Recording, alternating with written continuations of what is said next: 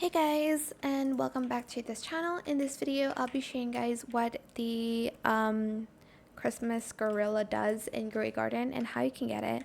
So the obtaining method to it is the Santa surprise present, which you can get by purchasing it in the Santa's stash section here. Let me just check. Okay, this pet is not in stock yet.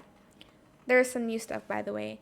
But anyways, the Christmas gorilla, it is a legendary pet and occasionally has grabs fruit with cold type mutations to reduce cooking time of a random cooking pot. So this is helpful if you want to cook. I don't really need it thus far, but yeah, that is pretty much it.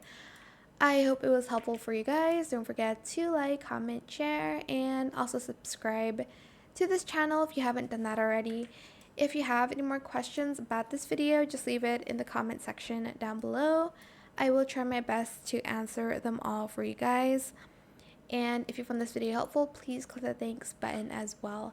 That is it. Thank you so much for watching. Bye.